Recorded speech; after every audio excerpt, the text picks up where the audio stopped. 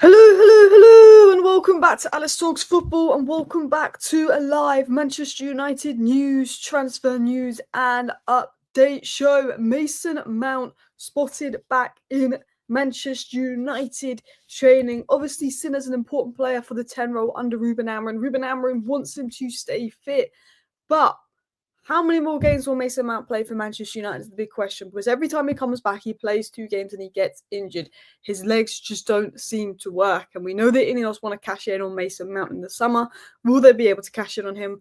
Will Ruben Amorim let them sell Mason Mount? Because Ruben Amorim does really like Mason Mount. How many more games could Mason Mount be playing for Manchester United? Vlahovic fee has shocked a lot of top bosses in Europe. Juventus willing to agree to a 35 million deal for Vlahovic to sell him. They obviously know he's on high wages, which will make it more complicated. But United looked at Mateta and Delap in the 40 million range. Vlahovic is a better player than those two. Why Mason Mount is important to Amorim? We're going to talk about Jobe Bellingham, Manchester United leading a race for Jobe Bellingham, Project Youth, Aiden Heaven, how we beat Barcelona and top teams to Aiden Heaven. Another young centre-back we're looking at in South America, some interesting gems. Ineos looking to bring in a few other transfer stories, Hojlund, Zirkzee, Mayno, lots more to talk about. The new stadium and everything. So big up everybody in the chat. Let me know your thoughts down below. Do smash the like button if you enjoyed today's video, and feel free to subscribe. But Mason Mount back in training, which is good. We just got to hope that he stays fit. So what are the stories and what's been said and what have I been told in regards to Vlahovic as well? So we're going to start off with what Give Me Sport said, that Manchester United might make a move for Dusan Vlahovic as a striker and are willing to lower their 35 million asking price for the striker, was said by Give Me Sport. So Give Me Sport is saying that United might make a move for Vlahovic as Juventus are willing to lower their 35 million asking price for the striker. So you're saying that it's going to be 35 million or lower for Vlahovic. Now, again, other information was said earlier on that Juventus are ready to sell Vlahovic for just 35 million. Now Give Me Sport saying they could be willing to lower that, which is, for me, very good value. A price that shocked bosses across top football clubs. Manchester United are seriously interested, and while fee isn't the issue, it will come down to the player wages. Now, what are the player wages? What is Vlahovic's wages? Well, Vlahovic is on a very similar age to the likes of Bruno, Marcus Rashford, and stuff, and he hasn't been good enough to justify the wage. Vlahovic is a good player, but in 22 matches, he's got 9 goals, 1 assist. Probably isn't the Thiago Motta striker. He's a good player, but he's not good enough for the wages that he's on. Why can't he lower his wages? Many players won't want to lower their wages as well. Don't give him 300k. David says, Vlahovic is a 25-year-old striker who is probably one of the best in the world. It's worth high wages. Not 300k a week, though. No, not 300k a week. Ooh, bear with. I'm seeing if I can get his stats up here, but it's not loading transfer mark. So I'm going to try and read out Vlahovic's stats over the last few seasons to give you an insight on what he's sort of like. Now, good player, 25 years of age, instantly improves the starting 11. He's 35 million is a very good price tag for Vlahovic. It's just about the wages. It's just about the wages. We don't want a player coming here because we're going to give them a big wage packet. It's happened too many times in the past.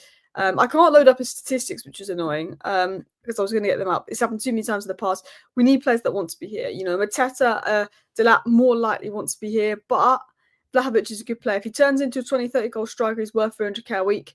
300k a week, not when you're not in the Champions League. 200k a week, you can put him on with the Mason Mounts and stuff.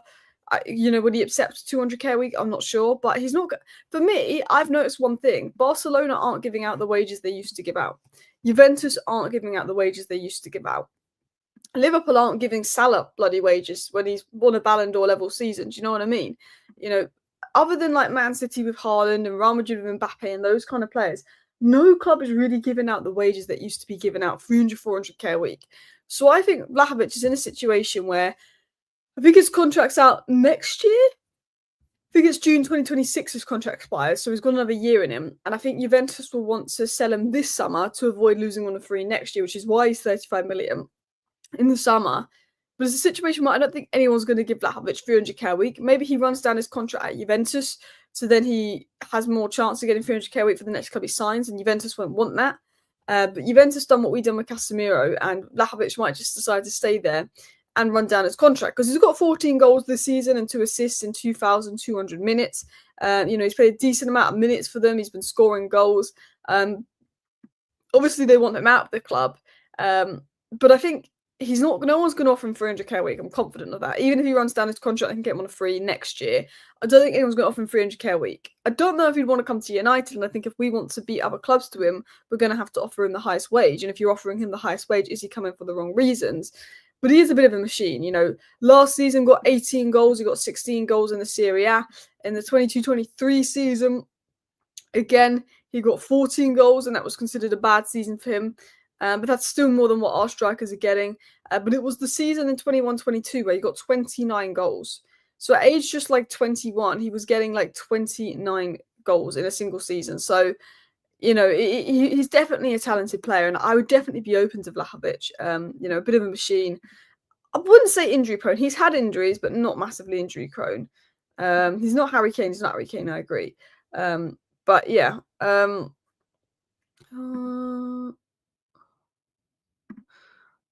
I'd cap all player wages at 250k. I agree. So that's the latest on Vlahovic. There's a fee of around 35 million. Juventus have agreed to sell Vlahovic for 35 million pounds. Vlahovic, who knows if he wants Manchester United? I don't know. With our lack of Europe, we probably don't have the best pool, which means if we do want Vlahovic, we're going to have to give him crazy wages. I don't want to be giving Vlahovic crazy wages, but he's available for a good price. Man United are willing to pay the price. It depends on the wage and if the player wants to come to United. But could be one to watch. I think Delap and Mateta are more realistic. But I do think Vlahovic and Zirkzee. Yeah, Vlahovic, Zirkzee and Ahmad, I think works well. Delap, I think with the wages would be more maybe efficient. I do like Delap, but I do think Vlahovic is a better player. And I think when I look at United and the lack of experience we've got and so many raw players we've got, maybe someone that's already played at a top club would be better than someone that's coming from Ipswich to Manchester United, because it's a big jump. Like Delap and Vlahovic is great. That's 2 strikers coming in. But it's like, I feel like we have so many people that come to United from this club and this club and this club, and they're just not ready for United yet. We're 14th. We need people that are going to take us from 14th to 4th and then from 4th to 1st. Do you know what I mean? But Delap is a baller. No, I do really like Delap. We'll talk about Delap later in the show. But let's talk about Mason Mount. Ruben Amorim is desperate to get Mason Mount in the team and keep him fit. He sees Mason Mount as an ideal fit for one of the number 10 roles in the system. It was then said by Laurie Whitwell, Mason Mount is returning to team training after 12 weeks out with a hamstring injury. Tomorrow's game is expected to be soon, but he's close to being back on the pitch. Laurie Whitwell also added that Ruben Amorim would like to select Mason Mount during the pre-season run-in due to his suitability in the number during the season running due to his suitability in the number 10 role, both in and out of possession. So let's quickly talk about this story coming out here. Mason Mount is wanted. We are limited with options in the 10 role, and Mason Mount suits Amorim's 10 role to a T, both in and out of possession. He will bring what Amorim wants. The problem with Mason Mount is his legs and his muscles are made of breadsticks. He plays a game, he does well. He plays another game, he does well. He plays a third game, he starts well. He gets injured within 20 minutes of the third game. He can't play more than 3 minutes in a row. I think he's played like 3 full 90s for Manchester United since he's been here because of his injuries or something like that. Someone put a stat up. I don't know if it was 3 or 4 or 5. But look, he's been out for 12 weeks. He was only meant to be out for 10 weeks, so maybe the extra 2 weeks is more secure. Now, Man United are not going to go and throw Mason Mount back into the Sociedad game tomorrow. He's back in training after 12 weeks. He's an injury-prone player. If he wasn't an injury-prone player, maybe you bring him to the Sociedad game in the squad. But because he is an injury-prone player, I think Manchester United are going to wait till after the international break to even consider bringing Mason Mount back in the setup because he's so injury-prone. But what we do know is Ruben Amorim likes Mason Mount. Ruben Amorim wants him fit, and Ruben Amorim sees Mason Mount as a player that suits his system, one of the few players at United that do. He's been out for 12 weeks. He'll probably play 3 games, get injured and be out for another 12 weeks, and we won't see him until next season. That is the problem with Mason Mount. But Amorim is desperate to get him fit, and it's good that he's back. It's good that he's back in training. That is brilliant. He sees Mount as a great fit for the number 10 role. He sees Mount as a great fit for the system. United are going to be incredibly careful with Mason Mount because he's wanted, he's valuable. We need him more than ever with the limited options in the 10. But you've got to be careful because he's so injury prone. The fact, he plays 2 games and he gets injured again. Now, one of the things I put in the title was, will Mason Mount play 5 more games for United? Because I want Mason Mount, and I want him fit, and I like Mason Mount. But this is what I'm trying to say.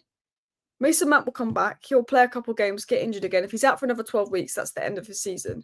Will Mason Mount be able to play 5 more games for United this season? This is the question. Availability is the best ability. Bruno Fernandes.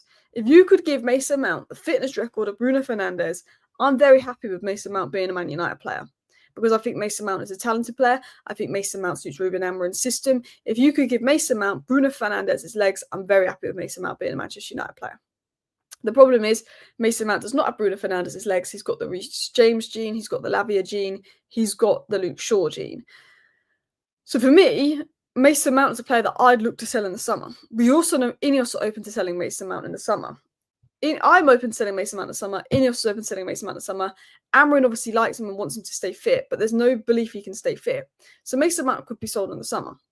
So if Mason Mount comes back for 2 games and then gets injured again, he might not play 5 more games for Manchester United if he is sold in the summer. The problem is selling him in the summer when he's got the injury record he's got is near impossible. So Mason Mount will probably be here next year, and for United to sell Mason Mount, he probably needs to stay fit. Mr. Miracle said, I was really hyped for Mount when Ruben came with his system. I'm also disappointed with how many injuries he's gotten since. It's just disappointing. It's not Mount's fault. Mount would be a good player in Amorim's system, but he can't stay fit. And Amorim likes Mason Mount, and Amorim wants Mason Mount to be fit. But it's just a lack of fitness. I just feel like he's going to come back for 3 games and get injured again. Just off topic, Alex, did you see Kvaratskhelia performance yesterday? Oh boy, he missed out badly. I wish we got him. Do you know how hard he works? It is crazy how hard he works out of possession. It wasn't just what he was doing on the ball at Liverpool. It was the amount of times he got all the way back and dispossessed the Liverpool player. His work rate was ridiculous. Absolutely ridiculous yesterday, wasn't it?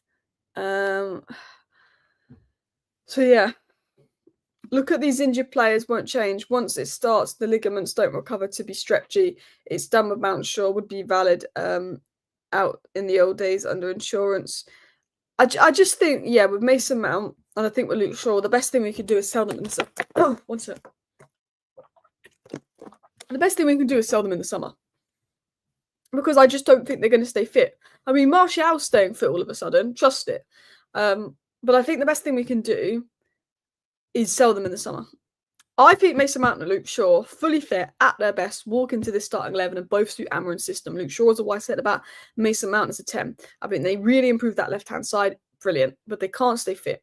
So for me, yeah, we'd have to offload Mason Mount.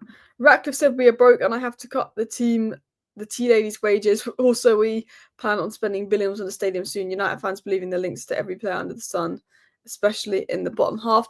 To be fair, we've got private funding for the stadium. It's a weird one because the stadium's going to generate so many more jobs and bring so much money into Manchester. But then also we're letting go of this person, this person, and this person. And the people at the bottom of the club are suffering. All the cuts mean the people at the bottom of the club are suffering because the club's been run badly for 20 years by the Glazers that now Ineos have to get a load of people and a load of people are going to lose their jobs. But then you can say the new stadium's bringing in jobs. But I'm not interested in having that debate right now. But I'm excited for the new stadium. I'm positive about it. But it is sad, you know, the cuts and everything that's happened at this club. But it kind of had to happen because of how badly we've been run for 20 years. So let's talk about Mason Mount. Amorim likes him, wants him fit. He suits the system. So if he stays fit, he's got a future at the club. If someone came to Amorim, if someone from the future came to Amorim and said, in the next year, Mason Mount will only miss 3 matches through injury, Ruben Amorim would be like, boom, he's staying, I'm keeping him, he's my player. If the ghost of the future came to Ruben Amorim and said that Mason Mount's only going to miss 3 games in the next year through injury, Mason Mount's, you know, in the plans, boom. Because Ruben Amorim likes him. He stays fit, he's got a future at the club. Now, Jim Ratcliffe mentioned in his interview, we're still paying off 17, 18 million a year towards the Mason Mount transfer. You know, Ineos are happy to cash in on Mason Mount. Ineos would like to sell Luke Shaw and like to sell Mason Mount because they hate the fact that we're spending 17 million a year on these 2 players plus 8 million on wages. We're basically spending 25 million on 2 players that can't stay fit. Well, Luke Shaw we're not paying 17 million a year for because we paid off his transfers. We're paying Luke Shaw 8 million a year not to play. Mason Mount 8 million a year plus the 17 million of his transfer we're still paying off. You know, there's a lot of money being paid. Ineos want to cash in on Mount. Ineos want to cash in on, of course, Luke Shaw. The problem is, are we going to find a buyer for them? Any money we get for Luke Shaw is pure profit, so we are open to sending Luke Shaw for a low fee just to get him off the wage bill, but Luke Shaw might just stay on nice wages at United and run down his wages. Mason Mount is also on incredibly nice wages at United, which I don't think he'll be offered elsewhere with his fitness record.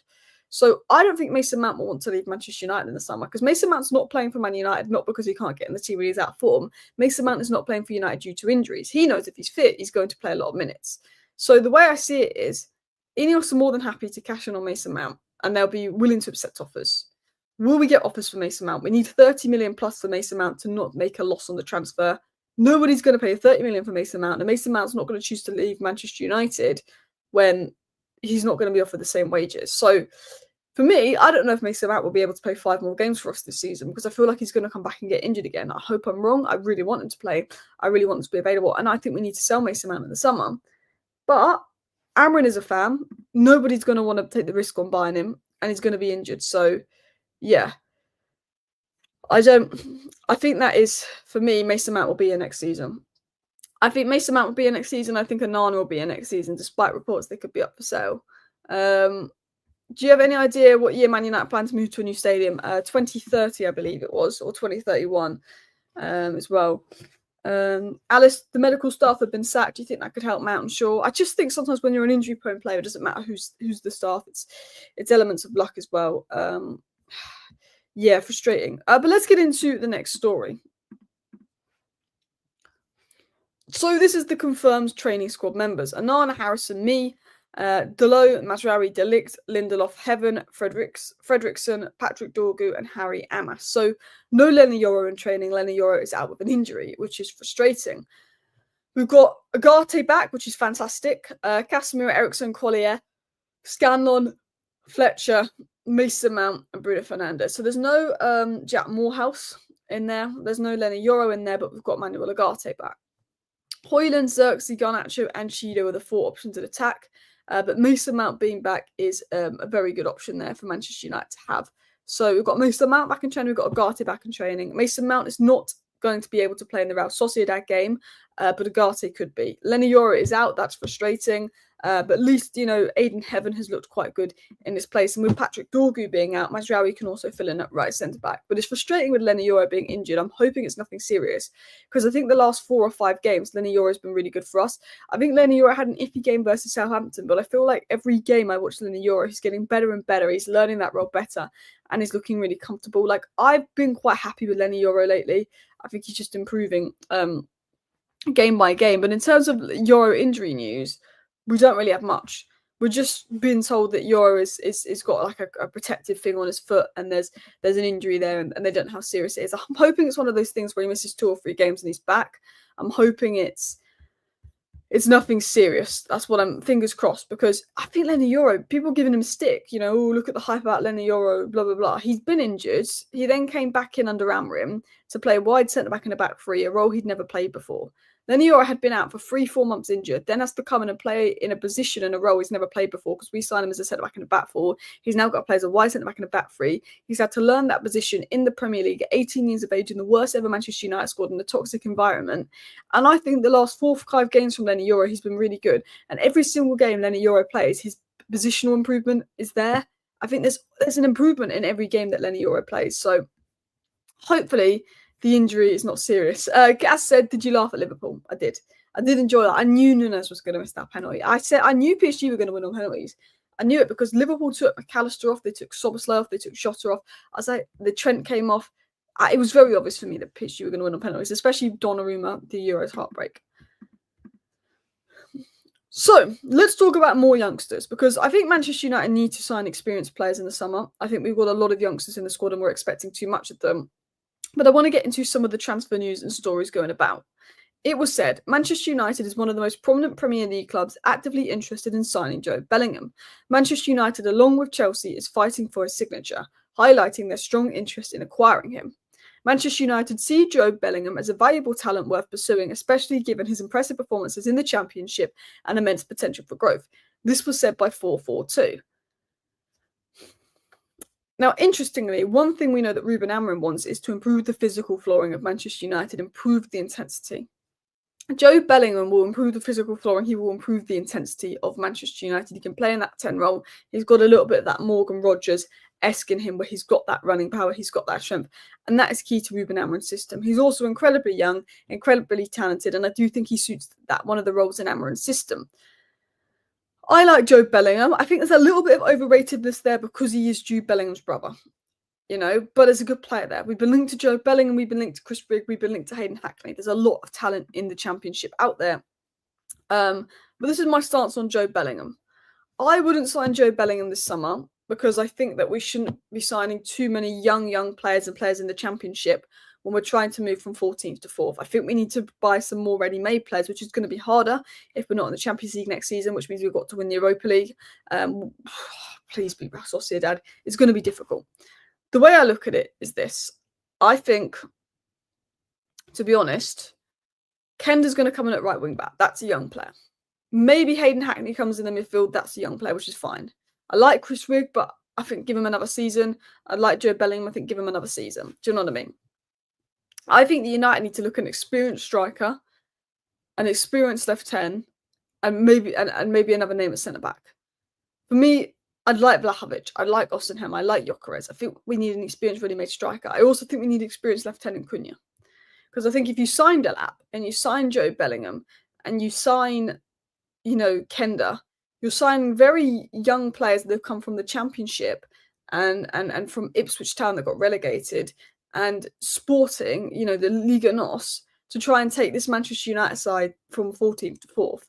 And while I think all three of them are good players and talented players, and I think, Roy Keane came from a relegated side, I have no issue signing players from relegated sides. What I mean is you've got to balance it out. You've got to balance it out. Cunha is playing from a low league side, low level league side in terms of Wolves. A league side that's in a relegation battle in terms of Wolves. So, they're only a little bit better than Ipswich. But that Cunha's a little bit more experienced than Delap, and it's just a different level. So I like Jobe, but I think we need to mix out the experience and the youth. Hayden Hackney is fantastic. I would be happy with us signing Hayden Hackney. I'd be happy with us signing Kenda. That's a really good player in the Championship. That's a really good player in Liga NOS that I think suit the system, be ready to step up. But then I wouldn't want to be going and signing Jude Bellingham and Delap on top of that, because even though they're both really good players, I just feel like there's 4 players that just lack that experience. Whereas if you brought in a Cunha or you brought in a Vlahovic, you've got a bit more developed players. And I just think for me, it's mixing it out. It's if you get Slotterbeck and if you got Subamende in, then I would say, yeah, go and take a more of a risk on a Jobe Bellingham then. But I think we need to. I like Delap, I like Jobe Bellingham, I like Chris Rigg, I like Hayden Hackney, I like all of these players, but we need to balance out the mix of experienced and less experienced, because I think we do need some ready-made players that are 100% ready to play for a club like Man United. I think Hayden Hackney, even though he's in the Championship, is ready to play for a club like Manchester United, but it's still a big step up. It's still a big step up. So that's why I think we need 1 or 2 players that have experience at a higher level, if that makes sense as well. Euro is condemned for 1 bad game. You need 1 defender's not been back before. Exactly. Basically, this is the situation with Lenny Euro. Everyone was jealous that Manchester United signed and landed Lenny Euro. Everyone was jealous because he was going to go to Madrid, and we hyped it up. So now, if there's an opportunity to slander Lenny Euro, rivals will. Rivals are jealous that we beat Madrid to Euro. We hyped up Euro. So any opportunity rivals have to slander Euro, they will. So Euro has been really good for us, but he had a stinker versus Southampton. We've seen Van Dijk have stinkers. We've seen Saliba have stinkers. Saliba had one of the worst centre-back performances I'd seen against Newcastle in the Carabao Cup semi-final. We've seen Van Dijk, we've seen Saliba, we've seen them have absolute stinkers. But they're top centre-backs. So everybody talks about the one stinker Lenny Yoro had versus Southampton, when his last 4 or 5 games for United have been really good. But that's just what rivals do. We know that Lenny Yoro is a young player that's learning the system, that is improving game by game. We know he's been good the last 4 or 5 games. But rivals will just talk about that one game versus Southampton. And all Lenny Yoro has to do is keep putting the performances he's been putting in the last 4 or 5 games, keep going, keep improving. And I think this time next year, people will forget about it because they'll be like, oh crap, he's been good for a year. He's going to have bad games here and there. Lenny Yoro can have 10 good games, but the minute he has a bad game, it's a flop. Lenny Yoro could play the next 10 games in a row for Manchester United, playing unbelievable and being fantastic and Van Dijk level. And then if he has one bad game, people will label him a flop in the media because that's what gets the clicks, that's what gets the attention, that's what suits the agenda. People are desperate to see Euro fail. Euro needs to play right centre-back or central centre-back. We need a natural left footer at left centre-back. I think he's our best left centre-back though. But I'd like to see him central centre-back because I think he'll play there long-term. But he's learning how to play as a wide centre-back. But yeah, Alice, just look at the form table last 10 games. It's really interesting. Okay, one sec. Premier League form table. Let's have a look. Last 10 games, the form table. So this is match day 19 to 29, would it be? So we're 14th in the form table for the last 10 games. Liverpool are top. Crystal Palace is second. Crystal Palace is second in the form table for the last 10 games. Brighton are third. City are fourth. Arsenal fifth. Newcastle sixth. Forest seventh in the last 10 games. If we go to the last 7 games in the form table, that's mad that Crystal Palace is second in the form table for the last 10 games. If we go to the last 7 games, we're 15th in the form table. So our form table hasn't changed. If we go to the last 5 games, where are we in the form table? Crystal Palace, man, that's insane. That's insane. We're 16th in the form table for the last 5 games. That's terrible. Bournemouth are 17th in the form table for the last 5 games. Bournemouth have lost, and drew. They drew to Tottenham. Bournemouth have been dropping off a little bit, haven't they? Anyway, I was just looking at the form table. Is Mount back? Mount is back, but every time Mount is back, he's never back for more than 1 game, is he? Yeah. I'm here for Alice. I was just responding to one of your fans about the result last night. No, all fans are welcome on this channel. Although we speak about 90% Man United, we do talk about other topics. We talk about players from other clubs. We'll talk about this. We'll talk about that. All fans are welcome on the channel because it's just live streams. Live streams is my way of just interacting with people in general. But yeah, let's dive into some more news and some more stories. Academy Scoop said this. Several clubs registered their interest in signing Aiden Heaven in the January transfer window, including Chelsea and Barcelona. Heaven and his representatives were enticed by a pathway and long-term project Manchester United presented to the player. And look, Barcelona got loads more talent than us. Chelsea stockpiling young talent. I think the Man United project was the right decision for Heaven. I think we beat Barcelona and Chelsea to Heaven because he was more likely to get game time at Man United than any other club. He's already getting game time for us because of Leach's injury. But it's good to see that United are really trying to go out there and get some of the top youth talents. We've got, Sekou Kone, Chido Obi. We've got Aiden Heaven. We've got Diego Leon. But we're still beating other clubs to the top young talents, which is brilliant. But we need to be better on the pitch because we can attack this top young talent. But there will be a point that if we're 14th next season and the season after, it will then be harder to attract those kind of players. But we did attract Aiden Heaven. He was the top-rated player, and I'll say this now. If Barcelona are in for a youngster, they're a very good youngster. And the fact that we beat Barcelona to Aiden Heaven and Chelsea to Aiden Heaven, who are in for always the top youngsters, is really good. And he's going to have to step up a bit because he's going to have to play a lot more games with Euro and Euro injured. Maguire's not fully fit. Evans is out, and Leach is obviously out until December, so he's going to have a bigger role, Heaven. But I've been impressed with what I've seen from Heaven. Would you take Cunha at United? Yeah, Cunha's discipline frustrates me, but he walks into the side. Cunha's one of those players like Bruno Fernandes, where you can put him in a shit side and he's going to get goals, he's going to get assists, and he's going to perform. And we need another player like that. We can't rely on Bruno, Cunha, and Ahmad. Just saying, Bruno, Cunha, and Ahmad are 3 players that can play good football in a shit side. That's 3 good options. Then we get a top-level experienced striker, or you could bring Delap in. I have no issue us bringing Delap in if you bring in Cunha. But if we brought Delap and Jobe Bellingham to improve, if we brought Jobe Bellingham as the 10 and Delap as the striker to try and improve us, I'd be a bit concerned because while I rate both players, I'd be like, is that the players that we need to take us from 14th to 4th? But if you brought Cunha and Delap in, I'd be like, boom. You need one of our attackers needs to be someone that's just proper in their prime, ready-made, and I think Cunha's that guy. So I would get Cunha. I'd get Cunha 100%. What striker do you think will get Delap? I very much like Delap, and I would happily have Delap if we get Cunha as well. But if we're signing like Jobe and Hayden Hackney and Kenda and Delap, I just feel like there's so little experience there.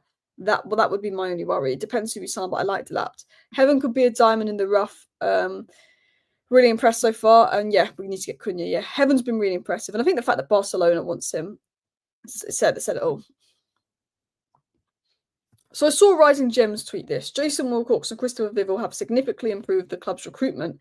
Their effective collaboration with scouting department is yielding positive results, evidenced by the acquisition of high potential, cost-effective young players like Heaven and Cheetah, who didn't really cost us any money, and arguably they get in our starting 11 right now because they're better than some of the players that did cost us a lot of money. And now Juan Gimenez, this demonstrates the value of trusting our scouts, and it makes for an exciting future. So what's been said on Juan Gimenez? Manchester United are leading the race to sign Central Rosario's Juan Gimenez, said by Footy Insider. Footy Insider are not a reliable source of information, I will say that. Manchester United are in formal negotiations with Rosario Central over 18-year-old centre-back Juan Gimenez. So now it's coming out from South America. I don't know how reliable the links are from South America. I know the Footy Insider is not reliable, but there's quite a few sources linking us to Juan Gimenez, which says it's one of two things. Number one, Juan Gimenez's agent is using Manchester United, linking him to Manchester United to try and get him a move to a big club. This happens a lot. Number two, something's going on behind the scenes, a little bit like Diego Leon, where we were linked to him, but we weren't really sure if the sources were reliable. Then 2 weeks later, we got actually reliable sources saying we're in for him. Either United are in for this other young centre-back, and this would be a very Ineos move because we're going for these type of cheap players like Diego Leon, or two, Manchester United are being used by an agent. All I can say on Juan Gimenez is Aaron Anselmo was heavily linked to Manchester United. He went to Chelsea. Let's see how it develops over the next couple of weeks. What's happened with Kone? He's just a young player. You know, he's doing well in the under-21s, but he's an incredibly young player. He's signed for the future, and I think Ruben Amorim will take a look at him at pre-season. But I think Kone is one of those players where it's more next season we might see him get opportunities. He was signed, you know, this is his first year in England. This is his adaptation season. Next season, he'll probably be looked at in pre-season. You know, he makes the squad, he makes the bench here and there, but we've got Agate back, so he's not going to make the squad for the future games because we've got Agate and Collier back. He'll be looked at in pre-season. He's 19, he's one for the future. He's just in the academy. Crystal Palace now in discussion to extend Glasner's contract. It's crazy how Glasner started badly, then done really well again. You know, Palace started so badly and now they're really good again. And it just shows that managers will have dips and they can recover from it, give them time. And I think, you know, give Ruben Amorim the right players, give him time, it can work. Someone said Kone's been playing crap in the academy. I think Sekou Kone's been playing well. I think he had, you know, that one bad game, but I think Sekou Kone's been playing well. You know, he was cool. He was one of the academy players called up to the first team. I don't think he's been bad. Like, he had that one iffy game, but I think for the most part, he's been pretty good when I've seen him in the academy. You know, very, very good modern midfielder. He's going to be raw. He's going to take time, but he's 19. So I disagree. I want Ousmane Diamonde, but he has been linked to City and we don't have the money. I also think he's a little bit overrated. All right, let's get into this next story. Apparently, and this was said by Ekrem Konar. Now, Ekrem Konar keeps saying this, and this about Man United and linking us to about 10 players a day. So he's not really credible. I think he's just using us for clicks. So I doubt this story, but this is what's been said. Manchester United are now keen to further extend Maguire's deal until June 2027. However, Maguire has yet to respond to this offer, as he has also several other proposals, including 2 Premier League clubs, another 2 from the Saudi Pro League, in addition to a suit in Syria. I don't think Man United are going to extend Maguire's contract because Maguire's on 200k a week. He's a third choice centre back. They won't. Why Maguire's contract? Maguire got his contract extended this year until June 2026. Because the reason Maguire's contract's been extended another year is because the option to extend the contract was in there, and we're going to lose Evans and Lindelof. We're going to lose Evans and Lindelof. We're playing a 3 at the back system, so we've kept Maguire for another year. So Maguire will leave the club in June 2026. I don't think in June 2026 they're going to extend Maguire's deal to June 2027. I'd be surprised. And the reason I'd be surprised is because I think of Maguire's ages, his wages, the way he's getting on. I think next summer we'll be in a position to sign another centre-back. Lindelof and Evans go this summer, and Leach is out injured. So, of course, why are we going to sell Maguire this summer? We've got an option to extend his deal another year. We need that centre-back there for depth. You know, we're going to sign a centre-back, great. Leach is out injured. We're losing Lindelof. We're losing Evans, which aren't the biggest losses, but Leach is out injured. So we need Maguire next season because we lost Maguire. That's 4 centre-backs down. So we need Maguire next season. So that's why Maguire's contract was extended to June 2026. I think in June 2027, we'd have probably had a new centre-back coming in this summer to replace Lindelof and Evans. Leach will be fit. We've got Euro, we've got Heaven that'll be better. I think Maguire will go in June 2027. I think he'll be here another year, but I think this time next year, Maguire will be leaving the club. I believe he'll be leaving the club. I like Maguire, but I believe he'll leave the club. I just don't. I think he's only staying because of the Leacher injury, the fact that we play 3 centre-backs, and everything else along with it. So I don't fully believe this story. I think United aren't interested in keeping Maguire here beyond 2026. He ain't a foot. I think it's agent talk. And also, I think, if Man United did keep Maguire, he'd have to take a wage cut. And I think Maguire will go wherever gives him the highest wage. Yeah.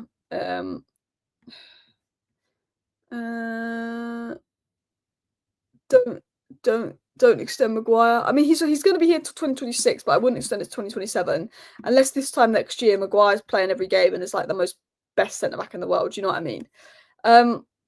There's also some updates coming out on Hojlund and Zirkzee's form, but I don't want to get too much into it. But the Denmark manager said he's not worried about Hojlund's form because Hojlund's a strong character. He's been in close contact with Hojlund. La-di-da. There's ups and downs in football.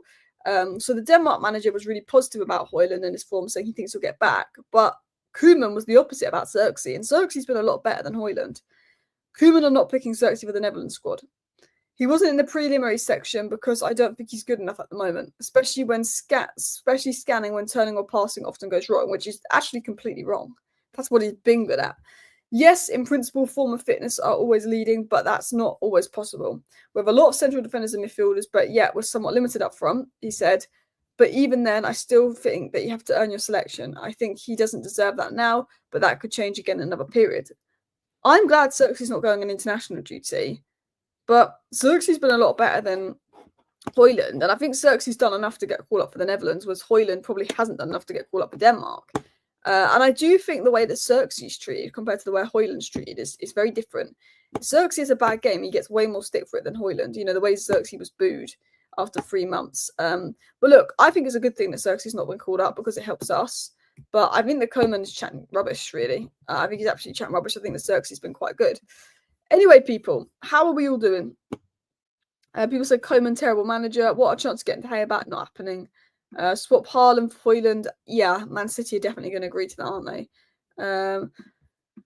Maguire used to be one of the worst signings until Anthony, Hojlund and Mason Mount showed up. Now he looks okay by comparison. Do you know what's mad is we always think we've got a worse signing or rock bottom, and then we're like, oh, this player that we thought was rubbish is actually okay. Is that because Maguire is proven that if he was a £40 million centre-back, he's a decent player? Or is that because we've got so bad that now Harry Maguire is one of our better players? Just shows how the standards are falling in the club. I like Maguire.